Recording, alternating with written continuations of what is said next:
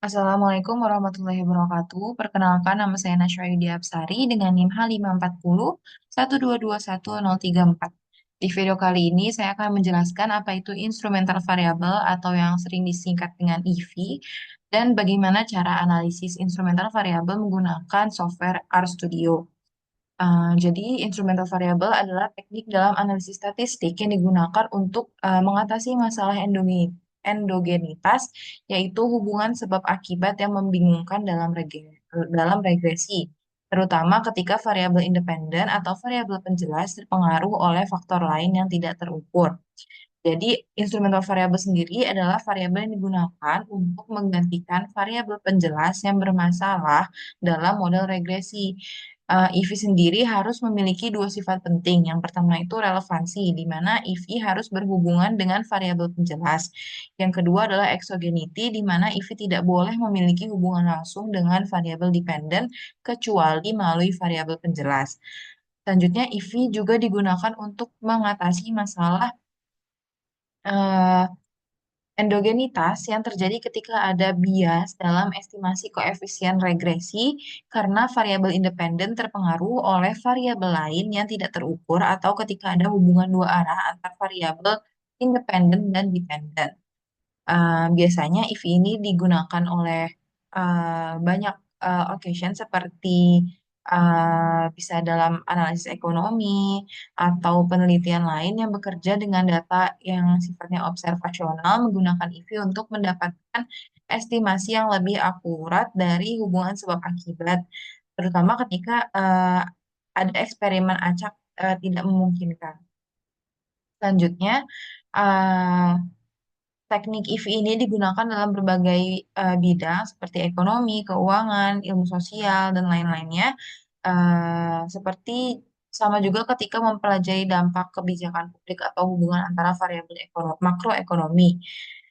Selanjutnya, untuk menggunakan EV, pertama-tama kita harus mencari variabel yang memenuhi kriteria relevansi dan eksogenitas. Kemudian, variabel EV ini digunakan untuk dalam teknik estimasi seperti two-stage least squares atau 2SLS untuk mendapatkan estimasi yang lebih akurat. Oke, langsung saja aku akan masuk ke bagaimana cara analisis EV menggunakan RStudio. Jadi di video kali ini kita akan menganalisis pengaruh kepemilikan asuransi kesehatan terhadap pengeluaran medis yang datanya sudah dilogkan. Namun karena variabel kepemilikan asuransi ini sifatnya endogen dan bisa dipengaruhi oleh faktor lain seperti kondisi kesehatan, kita butuh instrumental variable atau EV tadi untuk mengatasinya. Jadi langsung aja aku bakal buka langsung ke RStudio. Oke, jadi kalau RStudio-nya udah siap, kita bisa langsung mulai regresinya. Jadi di sini pertama-tama kita install dulu package-nya. Ini kita run. Terus ini kita call lagi. Ini masih tunggu ya teman-teman ternyata. Nah, kalau belum. Tunggu ininya hilang. Udah selesai, ini agak lama. Boleh dicepetin dulu. Nah, kalau udah hilang, kita panggil lagi dia paket yang tadi, package yang tadi. Nah, tunggu lagi, ini masih lama juga. Tunggu sampai dia hilang. Ini kita install lagi package satunya, jadi kita butuh dua package. Ada AER sama System Feed. Di sini kita run aja dua-duanya. Terus kalau udah, kita panggil lagi package yang udah kita run lagi sama kayak yang tadi. Package yang udah kita install tadi. Nah, kalau udah keinstall semua, udah kepanggil semua package-nya, kita bisa langsung import dataset yang mau kita pakai. Jadi tadi aku udah save datanya, bentuknya CSV tadi di device aku. Pokoknya ini nanti disesuaikan sama punya teman-teman ya. Pokoknya eh, ini ada di filenya. Nanti tinggal di copy paste aja. Cuman ini biasanya kalau copy paste tanda garis miringnya ini dia masih garis miring yang kayak gini. Jadi nanti diubah dulu jadi garis miringnya kayak gini. Soalnya kalau pakai garis miring yang kayak gini dia error. Ini kita ubah dulu. Terus ini langsung aja kita run dua-duanya. Nah, nah, kalau udah kita bisa langsung definisiin variabel dulu. Jadi di sini aku ada beberapa variabel, ada variabel Y1 yang aku pakai di sini itu net expense, udah di lock ya teman-teman. Terus Y2-nya atau variabel endogennya aku pakai health insurance. Terus di sini X1-nya atau variabel exogennya di sini aku pakai illness, age sama log income, dan di variabel X2 variabel instrumennya tadi aku pakai SSI ratio. Terus X2 alternatifnya aku ada SSI ratio sama firm location. Terus kalau udah, kita mau lihat dia punya deskriptif statistik. Hmm, nih, kita langsung aja, kita blok semuanya, kita langsung lihat aja semuanya. Run, ding. Nah, di sini dia ada nilai minimalnya, ada mediannya, meannya, maxnya. Pokoknya ini semuanya ada ya. Di sini X1 illness, age, log income semuanya ada. Ini kita, karena kita nggak perlu berpusing-pusing di sini, kita skip aja. Terus di sini kita langsung masuk ke regresi OLS biasa. Biasa ya, regresi biasanya. Nah, ini kita langsung eh apa teh namanya? Blok terus kita run. Nah, di sini kita lihat ya. Ternyata ini yang perlu diperhatikan sama teman-teman ini hasilnya.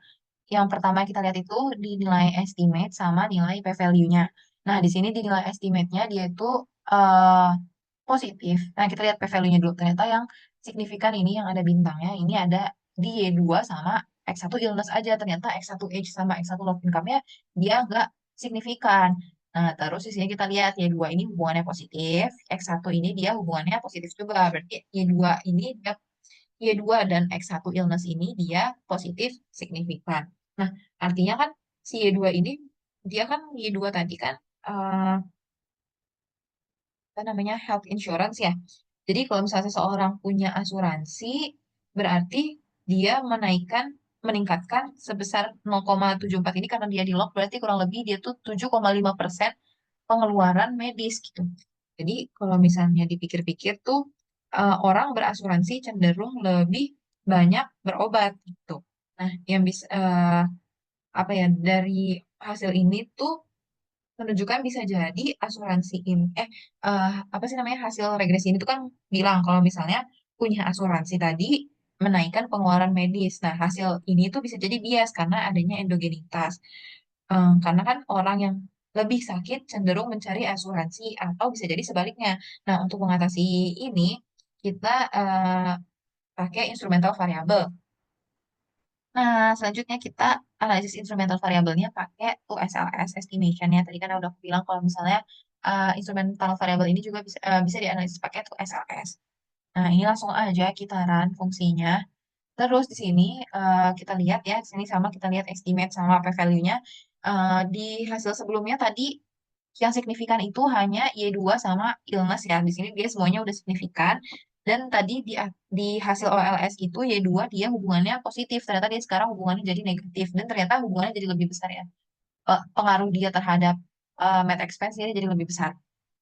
Nah, di sini semuanya udah signifikan. Terus Y2 di sini dia negatif signifikan, X1 illness dia positif signifikan, X1 HD negatif signifikan, X1 log income dia positif signifikan. Jadi yang positif signifikan dia ada Y2, sorry, illness sama log income.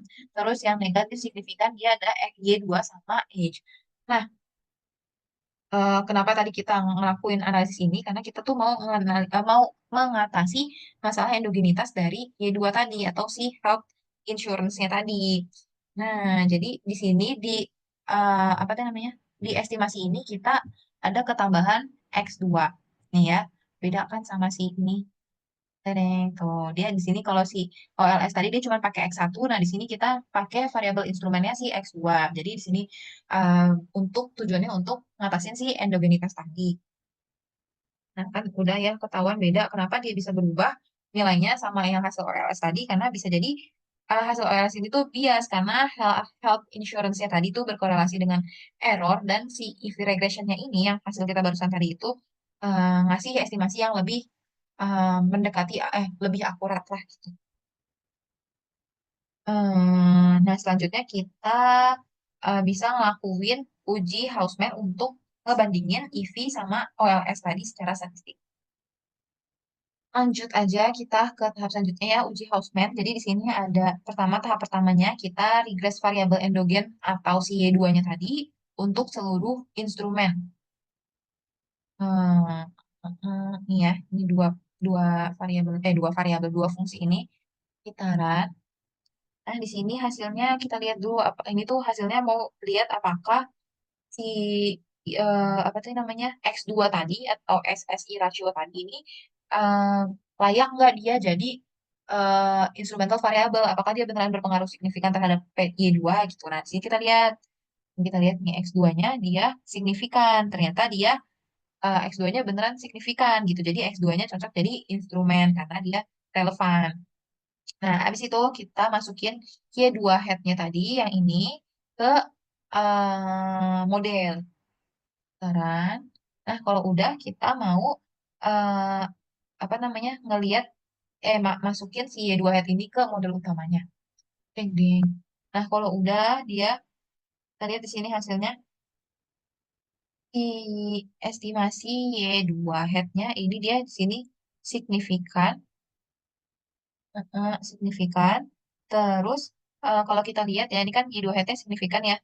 Terus kita lihat hubungannya si Y2 head tadi di sini minus signifikan, Y2 head-nya dia minus signifikan, X1 illness-nya dia masih positif signifikan, H-nya negatif signifikan, log income-nya positif signifikan. Nah, artinya si regresi kita pakai Y2 head pun dia hasilnya sama kayak yang kita analisis di sebelumnya nih, yang di sini kan.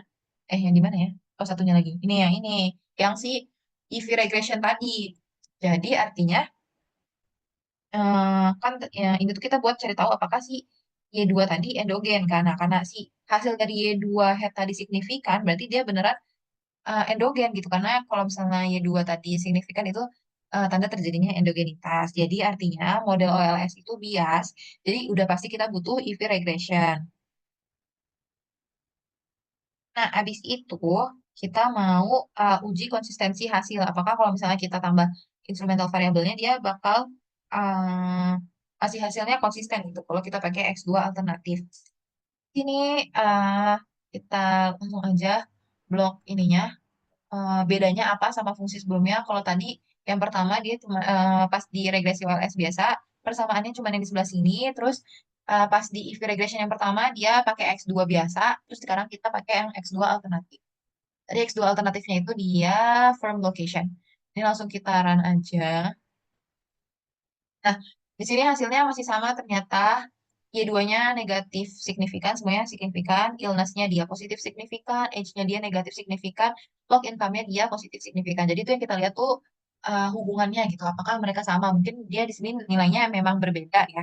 Tapi yang kita lihat tuh hubungannya kan sama ya tadi si V yang pertama dia uh, Y2 dan age-nya dia sama-sama negatif signifikan nih kita buktiin. Mana tadi ya? Yang nih ya ini.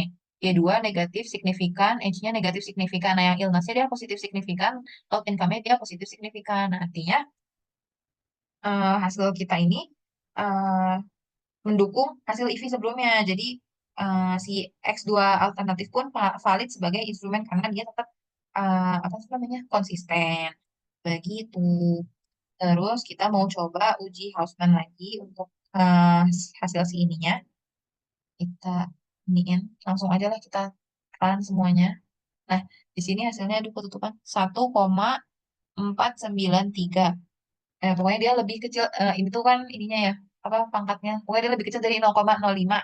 Karena dia lebih kecil dari 0,05 artinya eh, dia signifikan dan hasil OLS tadi itu tuh bias, pasti bias dan inkonsisten. Jadi dia harus banget pakai hasil regresi dari EV atau 2SLS atau 3 SLS. Hmm, udah sekian video aku kali ini. Kurangnya mohon maaf. Jika ada salah-salah kata juga mohon maaf. Wassalamualaikum warahmatullahi wabarakatuh.